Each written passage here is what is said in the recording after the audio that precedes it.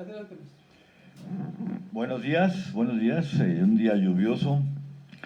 Está con nosotros nuestro amigo Paul Aguilar Sánchez, hombre muy joven, casi millennial, autodenominado Paul Dunkel Blau. Estudió lingüística y literatura hispánica en la UAP, 2009, letras iberoamericanas en la Ibero Puebla y actualmente literatura en la Universidad de Brasilia. Fue becario del programa de estudiantes de convenio de posgrado por el periodo 2019-2022. Ha trabajado, ha realizado, voy a sintetizar, los repertorios literarios y la comparación entre literatura brasileña y mexicana. En el año 2009 colaboró con el cuento Como una vaca que mira pasar el tren para la revista estudiantil Tlatoani. En 2010 participó en la revista Paracaídas. En 2004 la revista El ITAM, opción número 185, publicó su cuento La Sombra. En 2015 el Ayuntamiento de la Ciudad de Puebla publicó un libro con los cuentos del concurso Puebla en 100 palabras, en el cual aparece su cuento La muñeca vestida de azul. Ha sido antologador del libro Antología Narrativa Postmoderna, presentado en la 31 Feria Nacional del Libro. Director de la revista Rodó, Literatura Latinoamericana, editada en español y portugués, y colaborador de la revista Divergente.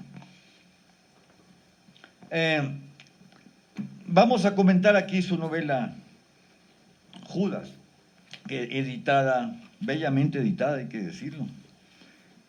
Generalmente las ediciones estatales de los estados generalmente son malas. No, esta excelente.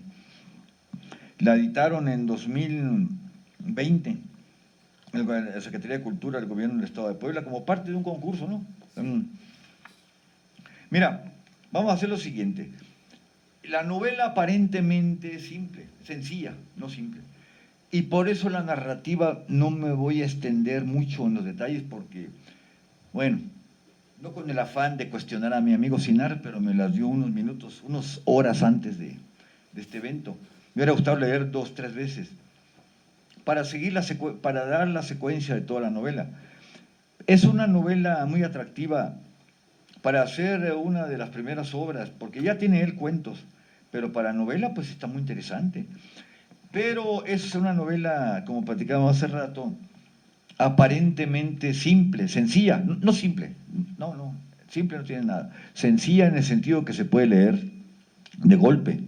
Lo que pasa que Paul, o como él se pone, Paul, es una novela llena de símbolos, empezando por Judas. Permítame una digresión. La novela moderna no intento hacer una cátedra, ni intento hacer ni pontificar, ni dar línea en estos asuntos. No, lo que pasa es que el comentario esto lo hago por necesidad, no por tratar de meter una cuestión muy conceptuosa. La novela moderna difícilmente sobrevive sin el mito. El mito, en el sentido, le da eternidad a la novela. Así lo dijo T.C. Eliot cuando escribió La Tierra Baldía de Westland. Antes había escrito James Joyce Ulises, pues alude al personaje de la épica de Homero, Odiseo. ¿Qué tiene que ver Odiseo en Dublín? No, porque ahí se habla de un personaje, de un hombre de la vida cotidiana de Dublín. El señor Leopold Bloom es un hombre todo lo contrario de Ulises. ¿Qué tiene que ver Ulises con Leopold Bloom? Leopold Bloom es un hombre de ciudad, que no tiene nada que ver con lo heroico de Ulises. Es un hombre rutinario, es un hombre cuya vida es típica del hombre de la gran ciudad, pobre. Pero por eso mismo, en ese contraste, en ese parangón, establece Joyce establece esa situación. Joyce, el parangón entre Ulises, es la mirada del hombre, pero en el sentido de la vida pobre que tenemos, en el sentido anímico. Y invoca a Ulises,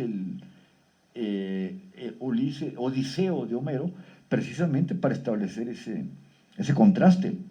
Y de ahí en adelante han surgido miles de novelas. Cientos de novelas, pero la que no tiene la estructura del mito de alguna manera se acaba pronto, no tiene trascendencia, vaya, ¿no? En cierta ocasión, Thomas Mann, que no era precisamente un hombre vanguardista, pero comprendió la importancia del mito, leyendo una novela de un paisano, dice, ¿cómo es posible que este tipo escriba como si no hubiera existido Joyce? Como si no existiera la estructura del mito. No recuerdo el autor de esta obra sobre de esta frase de Thomas Mann. Entonces, es muy importante que la narrativa, bueno, para no ir tan lejos, bueno, ya insisto, no quiero pontificar ni dar lecciones, no soy maestro de literatura, pero creo que es necesario para comprender la novela. Para no ir tan lejos, Pedro Páramo no podríamos, lástima que no pudimos acabar el programa, empezar el programa que tenía empezado sobre Pedro Páramo. Pedro Páramo, pues es imposible sustraerse a la estructura del mito, ¿no? Pedro Páramo, el páramo, decía Octavio Paz, un comentario que casi nadie conoce sobre Pedro Páramo. En una de sus obras decía, Pedro Páramo, el páramo de Pedro. Ese Pedro, pues, el constructor de la iglesia. No hay el paraíso, sino un páramo, decía Octavio Paz. Entonces remite mucho al mito. ¿Cuántos personajes de Pedro Páramo están ahí? La sombra del padre, la sombra de Eneas, la sombra de... ¿Cuántos personajes míticos? El Averno, ¿cuántos personajes el Averno en el sentido, pues, de el infierno que se convierte como ala, ¿no? El mismo Abundio con el que se encuentra Pedro Páramo al poco tiempo de llegar, es otro personaje mítico. El barquero, es tal vez el barquero que lleva a Juan Preciado al Averno, no, al Hades. ¿Se acuerdan que empezando Pedro Páramo? El que le dice dónde queda Comala, se sube y se baja según se va o se viene. Se sube según se va, se baja según se viene. Ese podría ser el barquero de Caronte, el que lleva las almas al Hades. Entonces, bueno, no voy a ahondar tampoco sobre Pedro Páramo. Lo que quiero decir es que el mito, esta simbología, es lo que le va a permitir a la novela, y también a la poesía en muchos aspectos, tener allá una estructura más compleja, ¿no? Desde que empecé a leer Judas, algo me dijo que estaba el mito, ahí que estaba de esta estructura mítica. Y no de manera casual, sino... No, esto lo descubrí no al leer el prólogo de Sergio de la Luz Vergara, sino lo descubrí a empezar a leer el libro. Cuando Judas, el personaje principal de la obra aparece colgado en una iglesia del barrio del Remedio. Así empieza la obra, pues dice. Desde un principio se me hizo llamativo, raro. No raro, sino dije, aquí no es un relato común. Aquí hay algo raro porque el sacerdote, el padre Miguel y la persona que la acompaña, Sammy o Gaby, descubren que tiene unas monedas en la mano. Entonces, y luego el título de la novela Judas, pues aquí me di cuenta que algo había. Y entonces, ¿qué hace? ¿Por qué se suicidó? ¿Por qué se colgó? Me acuerdo un personaje, ¿te acuerdas al final? Sí. El tipo que se colgó ahí cerca de la escuela de filosofía, ahí por la Plaza John Lennon, apareció un cadáver ahí. Bueno, y un personaje parecido. Es un personaje que me llamó la atención porque hemos platicado mucho con Sinar sobre estos personajes. No llega a ser un T por 8 de esos personajes que abundan en el centro de Puebla. Esos personajes como ángeles expulsados del paraíso. Esos personajes con los que nadie platica. Esos personajes que andan en los basureros, que duermen efectivamente en los registros de la Comisión Federal, en los parques. Esos personajes abandonados de Dios y de la sociedad.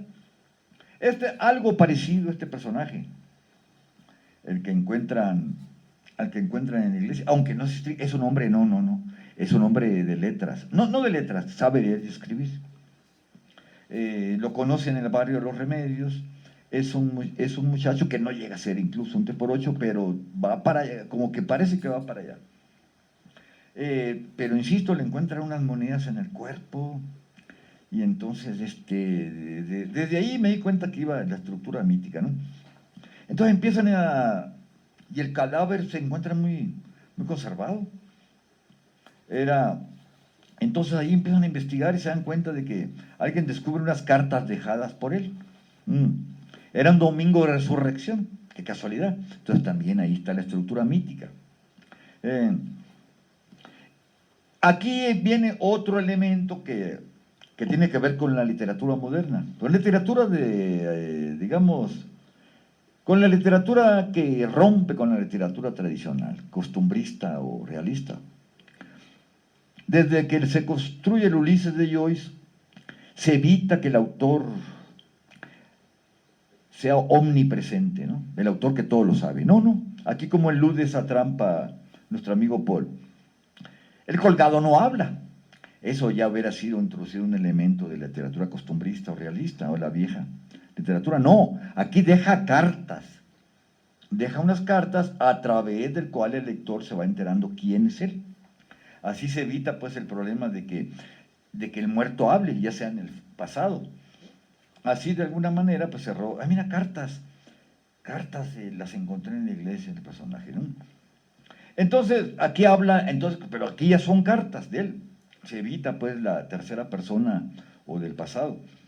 Aquí empieza a hablar el personaje, quién es, cómo llegó al barrio, cómo llegó a los Remedios, todas sus vicisitudes. Es un personaje, me recuerda un poco al Buscón, al personajes aquellos pícaros, aunque este nombre no, este es un hombre atormentado. Es un hombre atormentado que tiene una gran sensibilidad, no es cualquier vago, no es cualquier pordiosero, tiene una sensibilidad notable. Al llegar a los Remedios, pues empieza a ser conocido ahí por los vecinos, empieza a hablar de dónde vive, ahí los registros, dicen, ahí habla de cómo viven este tipo de teporochitos, ahí dice, él se instaló también en un registro de la luz, ahí empieza a conocer a diversos personajes de los Remedios, ahí empieza a trabar relación pues con los vecinos, ¿no? Ahí conoce a doña Gaby, la que interpreta los sueños, don Rafa, el propietario de la farmacia. Doña Gaby tenía fama de interpretar los sueños. En los Remedios conoce a Evaristo y Adán, ahí también aparece Adán, ese constructor de alguna manera. Adán y Eva, de alguna manera, ellos son los que impulsan. Cuando llega al barrio, le ponen Solovino porque llegó. Solovino, le digo aquí a Paul, que en Sonora se habla mucho de Solovino, pero aquí parece que no. Le pusieron Solovino pues porque llegó ahí. Llegó ahí abandonado, un personaje errante. Y entonces ahí en el barrio empieza a trabar amistad, entre ellos con Evaristo y Adán y Eva, que son los que promueven mucho el barrio. No sé si será histórico o será literario esto, pero sí, pero tiene que ver con la construcción de la novela, Adán y Eva. Y este es un personaje también, Solovino, que tiene nociones aunque no lo diga, aunque no parezca un teólogo ni un hombre atormentado por saber quién es Dios, hace referencias a Dios de manera muy interesante. Ahorita voy a hacer referencia. Luego conoció a María, la esposa de Simón, el panadero, pues María también, pues obviamente hay alusiones a María, la madre de Dios, de alguna manera. Simón, pues no sé si sea Pedro. Simón es el panadero aquí. Se convierte poco a poco, no sé si a través de esta gente que conoce al Padre Fiel, y se convierte en una especie de monaguillo de la iglesia. Ahí se fue relacionándose pues con muchos personajes del barrio. Se convierte en un personaje, si no popular, pues en un personaje muy apreciado. Ahí las vicisitudes del barrio es otra cosa que me gusta en la novela, porque Sinar, aquí el productor y yo estuvimos un tiempo ahí en Analco, donde está la Casa de la Memoria, y ahí conocimos no precisamente teporochos, pero a vagos que cuidan los coches. ¿Te acuerdas que nos cuidaba el auto? Sí. Y es gente por ahí muy interesante. Hay una frase, a ver si la encuentro ahorita, donde dicen que no es fácil descubrir el mundo de nosotros. Por ahí dice una frase, yo te la digo. Es un mundo, aparentemente son nacos, vagos, vividores, alcohólicos, drogadictos. No, pero hay algunos personajes muy interesantes, como ese que cuidaba de los autos. Hasta parecía una especie de Diógenes encerrado en su barril ahí. No sé si dormía en un barril ese compañero que da los altos. Son gente así que tienen un... A veces los intelectuales o los, no conocemos ese mundo, es un mundo hermético. Es un mundo que no ha explorado mucho la literatura, por eso me pareció interesante que hables de esta versión de Judas, de este Judas, que a lo mejor tuviste, a lo mejor muchas veces los personajes no son construcción de algún personaje que se conoce en la realidad. Dice a Cortázar que muchos de esos personajes no existieron nunca. Algunos personajes, algunos novelistas sí construyen un modelo en la realidad con tal o cual personaje. Otros, dice a Cortázar, sí, tiene algo de este otro, de este otro. Pero no, el personaje que se crea no necesariamente es un personaje a partir de cero. A lo mejor tus vivencias en el barrio, Armedos, alguna referencia, algún personaje te inspiraste en él. A lo mejor tuviste... pero Judas, y esto lo vine platicando con...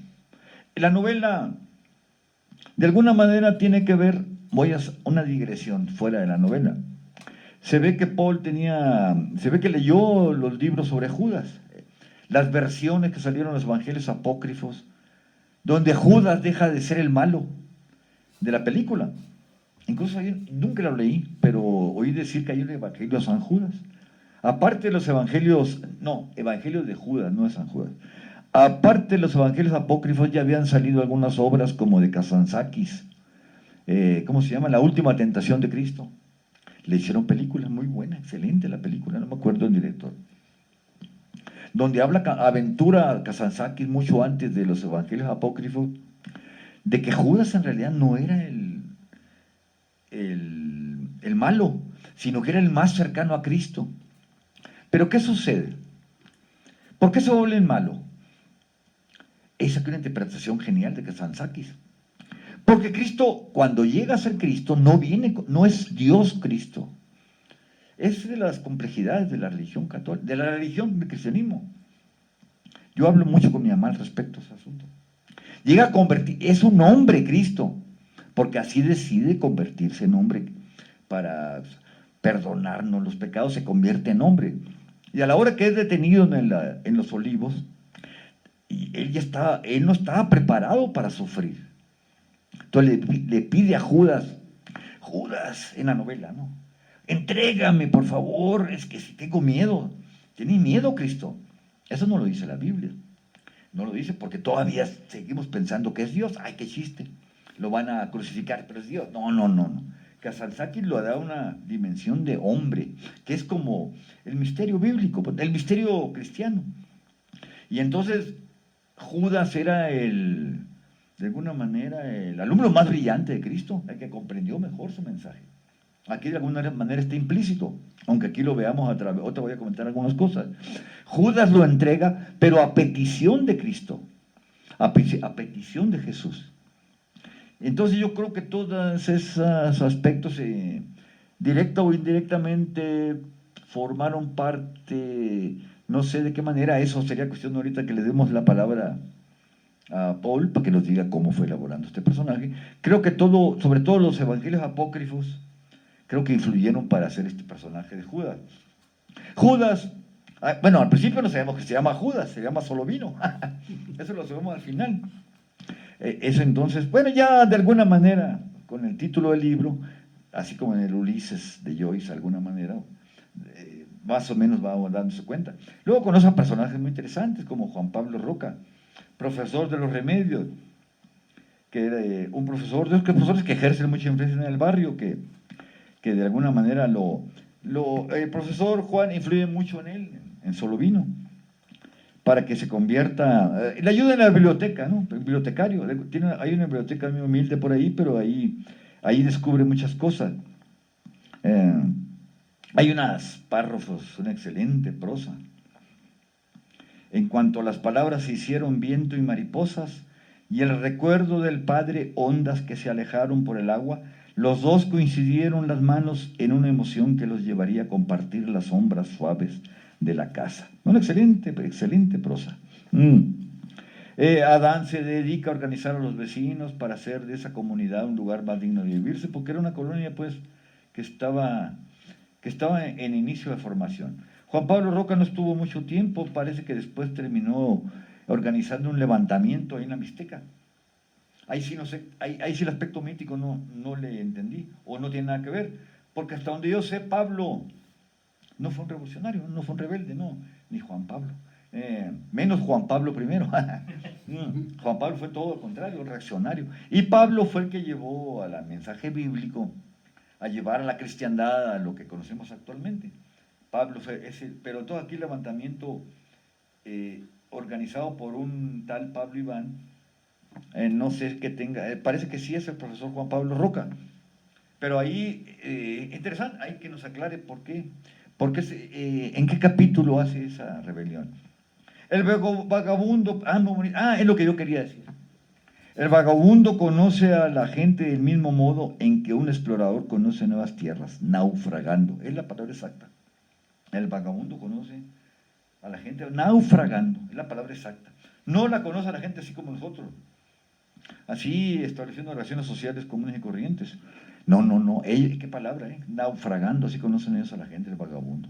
Algo así hace este Judas Solovino. Pero Solovino, insisto, sus relaciones con los padres, aquí con el padre Fiel, con el padre Miguel,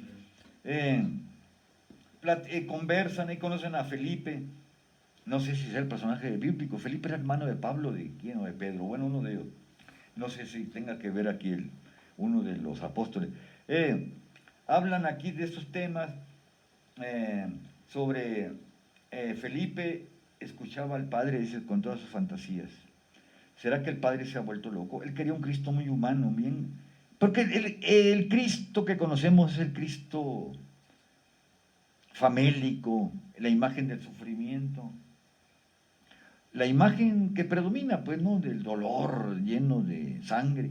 Pero hay un Cristo, aquí lo de entender, pues, que no puede haber un Cristo más humano, menos sometido a la tortura, menos escatológico.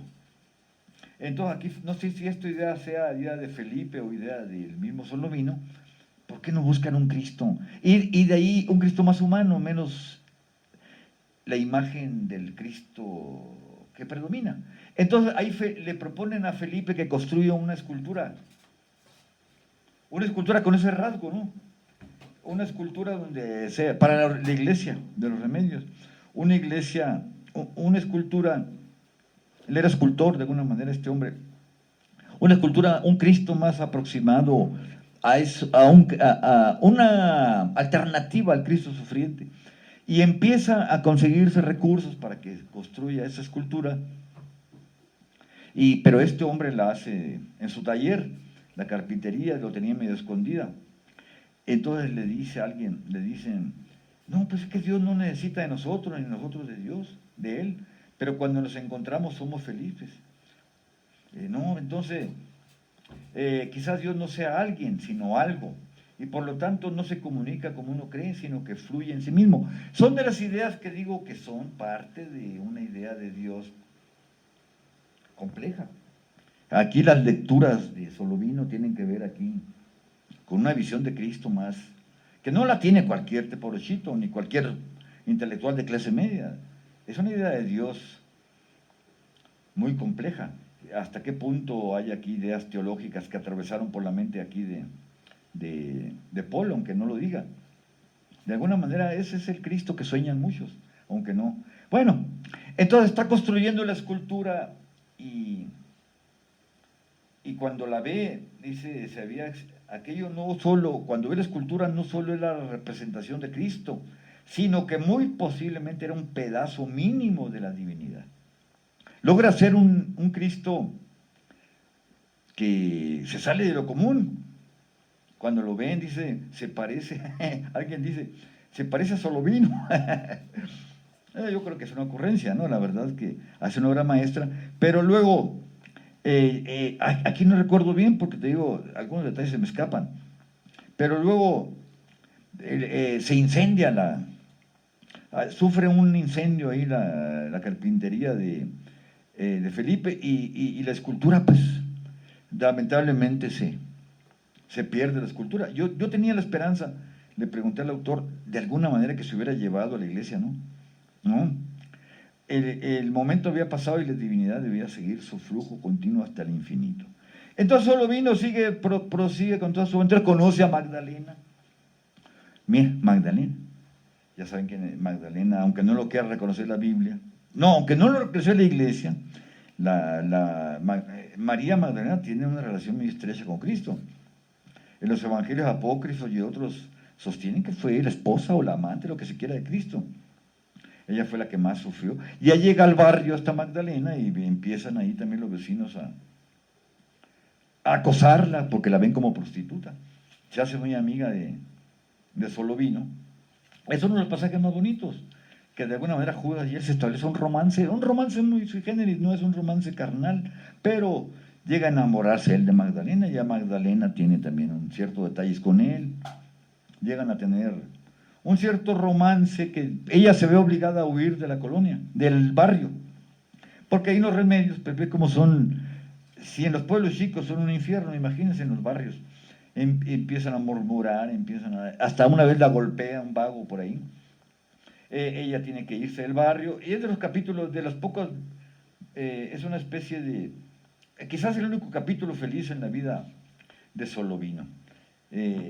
Una vida muy dura, y entonces tengo la impresión de que a veces Solovino llega a odiar a Jesús. No odiar, porque Jesús aparece aquí convertido en un personaje de los remedios. Entonces a veces como que le sale a Judas ese rencor hacia Jesús. Al rato que nos explique. El verdadero Judas no tuvo rencor hacia Jesús. Bueno, el Judas que de los evangelios apócrifos, o el otro Judas. Entonces todas estas vicisitudes pues lo llevan al suicidio. Me hubiera gustado leerlas 2 o 3 veces para seguir en detalle toda la trama, ¿no? Se termina suicidando en la iglesia y entonces los cuerpos los recogen, decíamos hace rato, el padre y doña Sami. Bueno, y es donde aparecen las cartas. Esto es la novela, le digo, hay que leerla con mucho cuidado porque no es una novela aparentemente fácil, pero hay que seguir toda la trama. Lo ideal de una novela de este tipo es encontrarle el aspecto mítico, pero también la trama hay que disfrutarla. No es un hombre que morir sea fácil, qué miedo morir y que exista el más allá, que exista como que me lo han contado siempre. Él, de alguna manera, ¿quiénes fueron ustedes? Juan, Felipe, Magdalena, Mateo, y dice, yo no los quiero. Es la muerte el único lugar donde la palabra traicionera de Jesús no puede hacerme daño. ¿Por qué dice eso la palabra traicionera de Jesús? No hay aquí ecos, me pregunto. No hay un eco del gran inquisidor de Dostoyevsky. ¿Se acuerdan ese capítulo de los hermanos Karamazov? Cuando regresa Cristo a esta ciudad, a Barcelona, no, una ciudad española, Sevilla. Retorna Cristo y en lugar de recibirle con los brazos abiertos en la época de la Santa Inquisición, el inquisidor lo detiene, lo quiere quemar vivo. ¿Por qué? Porque Cristo trajo el desorden, pues. Le tiene rencor. ¿Por qué? Pues vino a prometer, vino a ayudarnos a crear un mundo mejor y los humanos no estamos capacitados para eso. Los humanos somos perversos, malos. Entonces, ¿cómo viene otra vez Cristo? No me acuerdo si lo llega a incinerar, a quemar, pero el gran inquisidor le reprocha a Jesús haber venido con eso, con esa idea de que el hombre es bueno. No, te voy a quemar, le dice, te voy a incinerar. Algo así, palabras menos. ¿Por qué? Porque Cristo te lo... No sé si esto sea el mensaje cuando le guarda rencor por eso o le guarda rencor por otra razón. Porque el mensaje de Jesús pues, es demasiado noble. O aquí por alguna otra razón. Bueno, ya no voy a ocupar la palabra, creo que ya me excedí. Pero sí se la recomiendo. Hay que ponerla, hay que circularla, hay que presentarla. Pero déjenme leerla de nuevo. Leerla con calmita para poderlo disfrutar más ampliamente. Muy interesante la novela Felicidad. Es un hombre joven. No tan joven como Palestina y un servidor, pero... Digo... Nació en 1985. Qué bárbaro, tienes 25, qué bárbaro. Mi primera novela la publiqué en la Secretaría de Cultura de Sonora a los 49. se llama La Casa del Sol Naciente. Bueno, digo, me costó un trabajo horrible. Pero a los 35 años pasa, tienes todo el mundo por delante. Qué barbaridad, una producción, pues tienes todo el tiempo. Pero también hay que evitar eso. Muchas veces autores muy jóvenes que empiezan siendo genios, no terminan, no aterrizan. No voy a decir un escritor muy famoso de Puebla, hijo de un famoso personaje, porque es una desventaja eso. Muchos juniors que nacen con papás de prestigio no tienen esto, la experiencia, la relación con el ¿por qué hay novelas que son tan pobres y con personajes tan cultos? Porque no tienen la relación con él. No conocen la realidad, pues. No conocen los barrios aquí. Pues aquí nuestro amigo, viene de San Miguel Ixtitlán, viene de Los Remedios, ha conocido los pordioseros, los vagos. Eso te nutre. Eso te nutre para hacer una novela. Puedes leer 20,000, 30,000, 40,000 novelas, y si no tienes la experiencia, el contacto directo con la experiencia de la vida, no vas a producir una buena novela. Y yo creo que es la ventaja que tiene Pablo Aguilar, venir de lugares que son, pues, llenos de potencialidades literarias, ¿no? Los barrios, hay que reivindicar a los barrios, en todo el sentido de la palabra. Felicidades, maestro, pues hay que promoverla. Aquí le damos la palabra. Pues muchas gracias por la invitación, nuevamente a Sinar, al maestro Humberto. Me parece interesante la lectura que le va haciendo sobre los personajes, porque sí, ciertamente hay un trasfondo mítico en toda la novela. Los personajes fueron escogidos específicamente para hacer o para proyectar esa otra historia, ¿no?, que nos enlaza a las cuestiones bíblicas. De hecho, la construcción fue más o menos así. Recuerdo que hace 2 años antes de que saliera la novela, cuando empezaba yo a hacer los esbozos de ella, quería yo reproducir la época de Jesús y contar una historia de Judas. Pero eso implicaba meterse en cosas que me excedían, ¿no? Porque era ir a revisar la historia de la época, ¿no? Algunos datos, no sé, antropológicos, etnológicos, así. Y pues era un trabajo muy, muy, muy difícil para mí, ¿no? No tenía tiempo para eso. Entonces, cuando ya se empieza a repensar la historia, me imaginé que era posible contarla en uno de los barrios de la ciudad, ¿no?, en alguna cosa que yo conociera un poco más de cerca, que era el barrio de Los Remedios, que es donde crecieron mis padres, y que yo conocí porque por mucho tiempo vivieron ahí mis tías, y pues yo los visitaba. Entonces me acuerdo que hacía un esquema en una libreta de dónde estaban ubicadas las cosas. Obviamente hago referencia al barrio, pero aquí hay una construcción ya deformada del barrio. Y en mi libretita ponía yo un mapa donde decía yo: el personaje fulanito va a caminar de aquí para allá y va a ir allá y conoce a tal fulano, etcétera, ¿no? Entonces va haciendo esos movimientos. También pensando un poco en lo que Rulfo decía cuando luego lo entrevistaba, ¿no?, que ponía a los personajes en el lugar y ya veía qué hacían, ¿no? Y creo que eso es la exploración que hace el propio Judas de este personaje. Por eso naufraga también, ¿no? O sea, conocer el barrio es naufragarlo, es ir a la deriva por él. Y queda bastante bien con él porque es un vagabundo, ¿no? Entonces tiene que andar en movimiento constante a través del barrio. Y otra cosa también interesante es que sí, ¿no?, los evangelios apócrifos, me acuerdo que leí el de Pedro y Pablo, me parece que son los que no aparecen en la Biblia, no recuerdo cuáles son exactamente, pero ahí los fui a buscar y los leí, para más o menos darme una idea de cuál era la visión, no tanto de Judas, sino de la divinidad que ellos tenían. Y parece ser que hay unas frases ahí que no se retoman en la tradición que conocemos de la cristiandad, que la divinidad o aquello que llaman el Padre, ¿no?, se alcanza a través de la muerte, a través de la integración de nuevo a ese mundo. Ajá.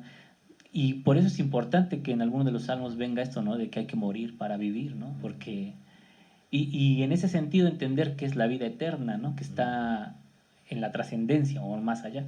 Bueno, todas esas ideas entonces influyeron un poquito en el planteamiento pues sí, yo digo teológico de la novela, ¿no? Aunque no es, es una ficción al final de cuentas, no sale de ese punto. Y otra cosa es que fui sacando características de los personajes a través de la tradición católica. Entonces, Miguel, o sea, el padre Miguel, el padre Fiel, Gabriel o doña Gabriela. ¿Quién sería? Jofiel, Ah, Jofiel, Jofiel, ajá. Sí, no le puse el nombre completo porque dije, no, ya, es mucho. Sí, sí, sí. Entonces, ¿cómo le llamarían? Pues Fiel y listo. ok. Entonces, sí hay una clara intención como de colocar a algunos en el plan negativo y otros en el plan positivo. Y también haciendo una mezcla con otras ideas que pues perviven en los barrios, con ese proceso de sincretismo que hemos vivido no nada más en nuestro país, no en otros tantos. Por eso doña Gabriela de repente parece como alguien que lee cartas, ¿no? O el tarot, por decirlo así. Ajá. Ajá. Cartomancia. Exactamente, pero al final de cuentas, ¿quién es la persona que lee cartas? ¿No? Es alguien que entiende mensajes que están más allá de nuestro mundo, ¿no? Y ese entonces sería el papel de Gabriel, que es el mensajero de la tradición, ¿no? Entonces, por eso es que doña Gabriela de repente empieza a entender cosas, ¿no? Y por eso encuentra a Solovino. Que es curioso porque hay muchas formas en las que, o hay varias partes en la novela en donde refiero al padre, ¿no? Así, tal cual. Entonces digo el padre de doña Gabriela, ¿no? O el padre de Evaristo. Y es el padre el que le enseña a leer las estrellas a esta doña Gabriela, y por eso se entera que llega Judas, ¿no? Que es una simbología sui generis, ¿no? Del anunciamiento del nacimiento del Cristo, ¿no? Entonces ella ve precisamente en la noche de Navidad que cae una estrella y dice, hay algo nuevo en el barrio, ¿no? Y entonces van a buscarlo. Y solamente van 3 personajes a buscarlo, que es como la ida de los 3 Reyes Magos, y se lo encuentran en el ¿cómo se llama? En el registro de la luz, que es como la alegoría al pesebre, y se lo encuentran ahí. Ese es el nacimiento del Judas, ahí bueno, del Solovino. Entonces hay varias partes en la novela que van jugando a través de estas simbologías. Eh, Creo yo que es también como una reinterpretación de todas esas tradiciones. Algunas veces las características de los personajes solamente ayudaban para darle esa continuidad mítica. Juan Pablo Roca es solamente, porque son los fundadores, ¿no? Sí, Pablo y Pedro son los fundadores, ¿no? Entonces decía yo, ¿cómo junto todas esas características en un solo personaje? Bueno, pues entonces vamos a ponerle Juan, Pablo y Roca De Pedro. Piedra. Ajá, exactamente. Entonces, ellos son como los fundadores y por eso son los que le enseñan al vagabundo a adentrarse en la lectura, ¿no? Porque sí, ciertamente no es un intelectual, pero es un tipo que lee, ¿no? Y que él valora el aprender leyendo y no aprender repitiendo, como en el caso de la iglesia, ¿no? Porque también hace una reflexión sobre eso, ¿no? ¿Qué es más importante, tener una iglesia o tener una biblioteca? Y entonces él dice, bueno, es más importante tener una biblioteca. ¿Qué es más importante, tener un padre o un profesor? Ah, bueno, pues es más importante tener un profesor. Bueno, pues son, claro, las reflexiones que hace el personaje, ¿no? O sea, no puede ser que ahorita saliendo me linchen por ahí, ¿no? Puede ser. ¿Y esa rebelión que tú hablas en la Mixteca encabezada por el... ¿tiene que ver con un hecho real? ¿O es alegórico también? Es alegórico también, es una cuestión, sí, sí, sí.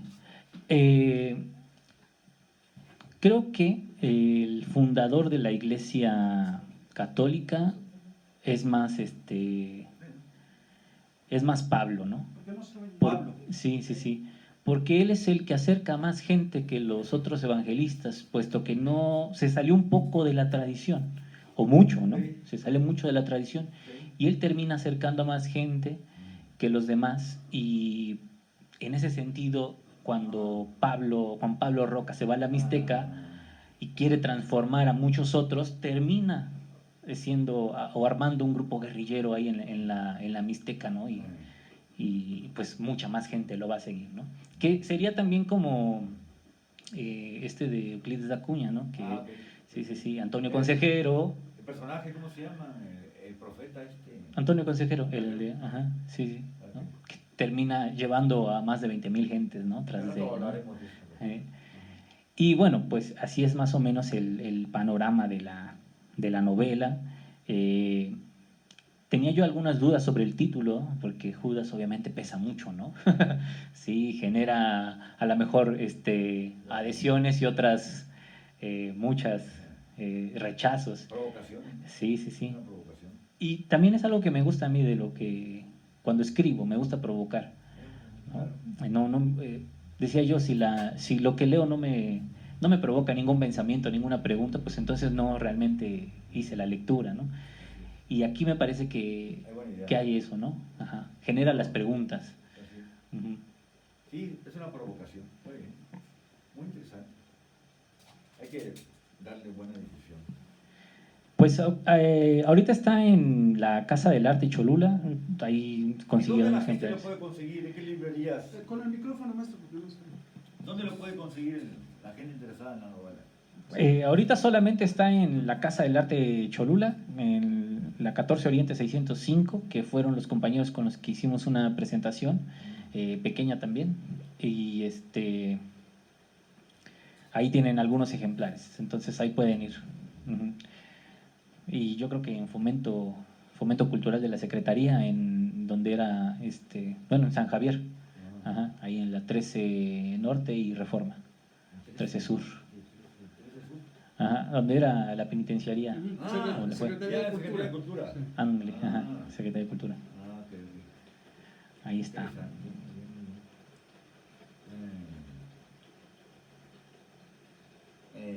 No, pues no sé si quieras agregar algo. Estaba pensando. Pues, no sé. Se me fue. ¿Tú, Sinar? ¿No quieres hacer No, una pues pregunta? yo quería preguntar dónde se consigue. También te preguntaba si eso trae algo de Brasil, porque estuviste algún tiempo en Brasil, ¿no? Sí, ¿O es sí. netamente de inspiración y ficción No, sí hay algo de allá, porque hay muchos personajes de la literatura, autores, que han surgido de la marginalidad, ¿no? O de los grupos marginados, pues ya sea que hayan vivido en las favelas o que hayan vivido en los quilombos, etcétera, ¿no? O en las zonas rurales, ¿no? Hay unos autores bien interesantes ahí. Y hay una compañera que se llama Jennifer Emanuel, que me presentó, no he leído todavía, no he tenido la oportunidad, pero me presenta a Concepción Evaristo. Es una escritora negra que tiene un libro muy famoso que se llama Ojos de Agua. Entonces, sí, me llama mucho la atención su literatura, saber qué hace. Y se mueve en la periferia o se mueve en la marginalidad, no en el sentido peyorativo, porque no quiere incluirse en esas esferas como más centrales, ¿no? Sus libros han sido siempre publicados en editoriales independientes, no en la gran editorial como Compañía de las Letras, que está en Brasil, ¿no?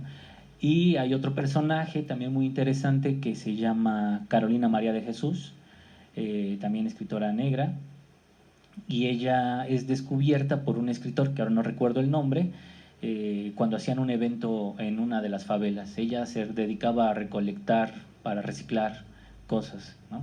Y escribía diarios. Entonces un día estaba en ese como evento y pasaron unos niños corriendo, y lo que se cuenta es que ella les gritó y les dijo: niños, quítense de ahí que van a salir en mi diario. Entonces el escritor que estaba cerca escucha eso y se interesa y va a ver qué escribía, ¿no? En los diarios, y se da cuenta que es como algo muy, muy, muy interesante para la literatura, y entonces la apoyan para publicarlos, y el tercer día un éxito de ventas esta escritora. Entonces, pues también por eso me atraen mucho los personajes marginales, ¿no? O que se mueven en la periferia, porque creo que hay algo que no hemos querido ver ahí, ¿no? Que siempre nos hemos concentrado en los que están ya en la cúpula del poder cultural o cosas así. Entonces, va por ahí también esta cuestión de que el solovino sea alguien que anda de errático, ¿no? Por la periferia, ¿no? Y termina siendo un personaje, pues, esencial, ¿no? Para toda esta narrativa. ¿Cómo se llama? Este personaje. Claro. Creo que no estaba... perdón. Adelante. Este personaje que intenta enamorar a la Magdalena, ¿Por culpa de quién? Es Jesús, ¿no? Sí. Por culpa de quien empiezan a odiarla. Pero luego hay otro personaje también que la enamora o que intenta enamorarla. ¿Cómo se llama? Miguel, otro personaje. Bueno, Jesús, por culpa, el que la mete en un embrollo porque él tiene otra novia, tiene otra mujer y la gente del barrio se molesta. Sí, ¿Cómo Jesús. se llama tu personaje? Bueno, Es Jesús, bueno. Pero el otro, al que lo golpean, al que casi matan. es Mateo. Ah, Mateo. Ese no es personaje ahí mítico, ¿no? Mateo. Poquito, porque es el que lleva los dineros. Bueno, Mateo. Bueno, muchos de estos personajes al amor sin querer, como dice Palestina, citando al Chavo del Ojo, sin querer queriendo. Sinar es admirador del Chavo del Ocho, cada rato dice eso. Sin querer queriendo, a lo mejor es un poco indirectamente influencia de la escritura brasileña. Jorge Amado, poco conocido, todos sus héroes, bueno, entre comillas, son personajes así, vagos, padrotes, como le llamamos en México, lenones, personajes de barrio. Por ejemplo, los pastores de la noche, en Jorge Amado casi no encuentras personajes, héroes de la clase media alta o héroes, son personajes así de los bajos fondos. ¿Te acuerdas? Sí leíste, obviamente, me imagino, Doña Flor y sus dos maridos. Salvo el esposo, el segundo, el primer esposo es un vago de Doña Flor. Es un vago, es un verdadero personaje vividor, el que se le aparece después. Los personajes que andan ahí de los brujos, todos los que saben ¿cómo se llama esa religión del vudú? No es vudú, esa religión, ¿cómo se llaman? Yoruba. Yaruba, son personajes del mundo, de los bajos fondos, entre comillas, de las favelas, personajes. Es que en Brasil hay una imaginería riquísima que pocos han explorado, como Jorge Amado. Yo soy un lector. Y me cae bien Jorge Amado porque recibió el premio Stalin. Eso le afectó muchísimo con el paso del tiempo porque lo ubican como un autor político y luego recibió el premio Stalin. No, pero Jorge Amado, le decía aquí a Paul, tiene cosas que se adelantaron mucho a García Márquez. Es un mundo de Bahía, que donde transcurren sus personajes de Jorge Amado. Es el mundo de los... No son personajes como estos, pero son personajes así de un mundo así de la marginalidad en muchos aspectos. Sería interesante que Jorge, le decía aquí a Paul, que ojalá que se convierta en un embajador de la literatura brasileña o de los yo soy muy hasta donde puedo, porque no es posible. He leído todo lo que conseguí de Joao Guimarães Rosa. Tengo todas las ediciones de Gran Sertón Veredas, todas las ediciones de primeras historias, las memorias póstumas de Blas Cubas, de Machado. Sí, he leído todo lo que he podido. ¿Cómo se llama el autor de Almeida, Memorias del Sargento? No, he leído todo lo que puedo. Memorias de un sargento de milicias. Sargento de milicia, no, todo lo que puedo. Pero no hay pues mucha literatura brasileña, que es un mundo extraordinario. Él está estudiando allá, va a hacer la maestría en literatura brasileña. Yo creo que sería interesante que buscáramos establecer vínculos para conocer la literatura brasileña. Es un mundo riquísimo, que no lo conocemos por el problema del idioma, ¿no? Lo mismo la música brasileña, pues riquísima, no la conocemos. Por eso sería interesante, él es becario, a ver si buscamos alguna manera de promover esos vínculos. Pues decías que ¿quién promovió a Rulfo? En Brasil, Guimarães Rosa, ¿no? Bueno, la escritura de Guimarães Rosa, tiene que ver. El Gran Sertón Veredas, crea un panorama que permite también la entrada de Rulfo, porque Rulfo. El páramo termina siendo lo mismo que el nordeste, ¿no? El Sertón es un mundo parecido, ¿no? Sí.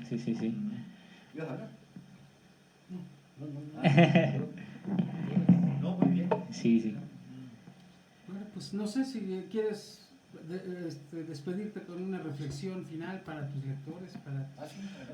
Pues bueno, yo creo que es importante que toda obra literaria cumpla su ciclo o termine su ciclo cuando llega al lector, ¿no?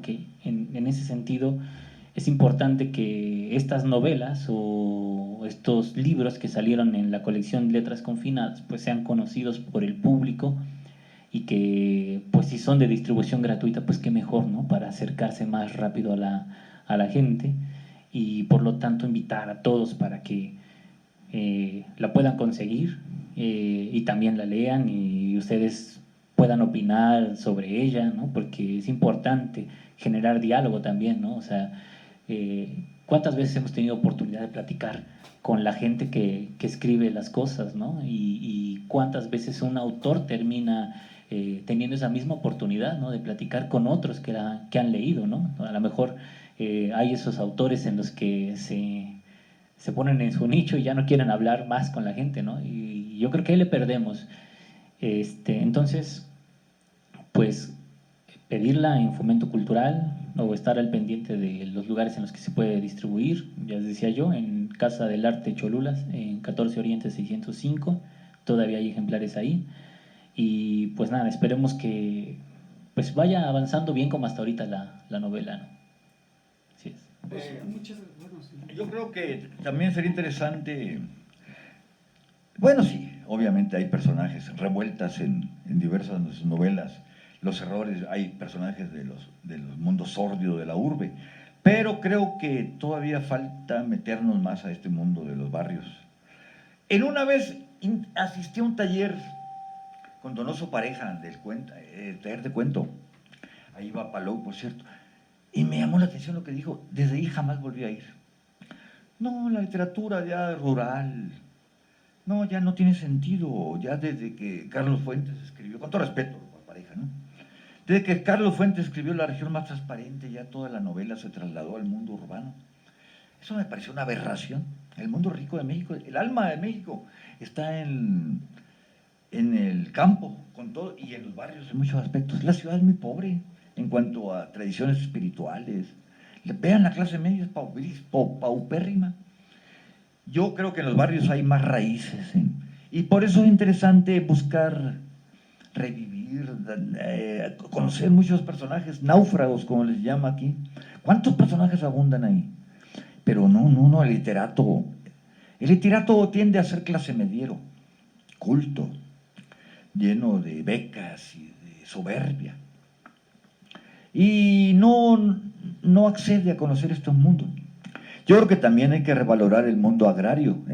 Aquí tenemos un amigo Palestina, que no viene de jamás, viene de un mundo de la sierra, creo, o de la Mixteca, donde hay muchos personajes también, que yo creo que deberíamos retomar.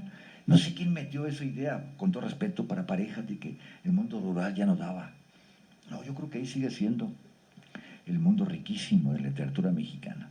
Aunque ya, bueno, después de Pedro Páramo es imposible hacer algo parecido, pero el mundo rural no ha desaparecido. Lo quieren desaparecer, pero no ha desaparecido. Pero el mundo rural, en muchos aspectos lo encontramos en los barrios, esos de los remedios. ¿Cuánta gente así? Vienen del campo, muchos de ellos. Hay que darle difusión a estos personajes. Por eso yo creo que hay que presentar la novela en círculos de jóvenes que aprendan que la literatura no es solamente ¿cómo se llaman? Los bestsellers. Los bestsellers. Porque una vez presentamos un libro a una chica de Atrisco, pero no le digan a nadie, ¿no? Yo la presenté porque la chica era muy bonita, pero no, era un bestseller. Lo digo con todo respeto. No, a veces la frivolidad le gana a uno. No, pero esta sí es una novela en serio. Felicidades, maestro. Yo creo que para cerrar también decir o retomar esta idea de dar la vuelta y ver hacia nosotros, ¿no? O sea, nosotros el barrio, nosotros los pueblos, las comunidades. Sí hay mucha historia, ¿no? Todo el tiempo que trabajé en San Miguel Ixtlán como profesor, recuerdo que como mi interés era la literatura, trataba de ver la tradición oral que había en el propio pueblo. Y entonces parte de los proyectos que hacía como profesor era pues mandar a los chicos a preguntar la historia, a hacer la transcripción de todo ello, ¿no? Quizá, o no sé, si ellos veían la relevancia que eso tenía, ¿no? Para ellos como identidad, como un proceso identitario, ¿no? Pero hay Hay mucha, mucha, mucha historia. Y eso también conlleva a la descentralización de la cultura, que sería no esperar a que vengas hasta acá o a que aquí se te dé valor. No, no, no. Comienza con tu comunidad. Y es un intercambio cultural, porque luego la gente de cultura dice que va a llevar cultura, como si en los pueblos no Exacto. hubiera No las cultura, hubiera. ¿no? Y Y hay eso que es llevar una aberración. extensiones. Sí, sí. ¿Por qué no cambiamos? Hay Sí, sí, ideas, no, hay que hacer. Sí, es que así lo dice la burocracia. Sí. Debería Y- ser al revés. Pues todas las veces que me han ofrecido y que se ha dado la oportunidad de dar talleres en los lugares no centrales, siempre he encontrado cosas muy, muy, muy interesantes de la gente que ahí mismo trabaja, ¿no? La literatura. Porque desde mi punto de vista no hay como tal una forma específica de hacer literatura, ¿no? Así es. Hay una forma o hay un modo de presentarla en tal lugar y eso es la marca, ¿no? De origen, como las bebidas, ¿no? Como el tequila, como mezcal. Así la gente que escribe en las periferias, curioso el término de las periferias, ¿no? No sabemos quién realmente está en la periferia, ¿no? Posiblemente ellos sean el centro y nosotros los abandonados aquí en la ciudad, ¿no? Esos loquitos de la ciudad, déjalos. Los náufragos, como Los dices. náufragos, ¿no? Exactamente, ¿no? Y tienen unas visiones bien particulares del mundo, cómo se presentan las historias, cómo hay una transmisión milenaria de las historias. No recuerdo que hay una historia muy famosa ahí del pueblo que se llama el Cerro del Lumbre, y pues si la vemos por encimita, Mixteca. sí, en la Sierra Mixteca, si la vemos por encimita, pues, ok, tiene las particularidades del pueblo, etcétera, ¿no? Pero si ya la vemos un poco más de fondo, vemos que está el rey Midas detrás de la historia, ¿no? Entonces es cómo llega la historia del rey Midas y se transforma en esa otra historia, ¿no? Exacto. Entonces, los mitos van con la gente, ¿no? Van con la gente. Van con la gente, exactamente. Me recuerda eso que dices. Ahí en el pueblo donde nació mi mamá, Altar, hay un cerro que se llama El Carnero. Oye, mamá, ¿y ese pueblo por qué se llama El Carnero? Porque ahí está enterrado el carnero de oro de los judíos. Cuando iban a la tierra prometida, construyeron un becerro de oro y ahí está enterrado. Ah, no me digas. ¿Y por qué no van a desenterrarlo? Ah, porque lo ven el tesoro y los castiga Dios y se mueren. Sí. El único que lo puedo ver es el judío errante. ¿Cuál judío errante? Por ahí pasa todos los años el judío errante. O sea, Caín pasa por Altar, pasa y la gente lo ve y lo primero que hace es ir a ver al cerro. Pero son mitos pegados al... Por eso García Márquez es tan rico su mundo. Son mitos que están arraigados en la gente. Sí. Y Hay que descubrirlos. Ajá, pues muchas gracias por estar. Interesante, interesante la novela. Y, pero parece que estabas diciendo algo, ¿no? No sé si te No. quité, ¿no? Ah, ok. Pues muchas gracias, Paul, por estar acá y ya sabes, ese es tu espacio. Muchas gracias. Bueno.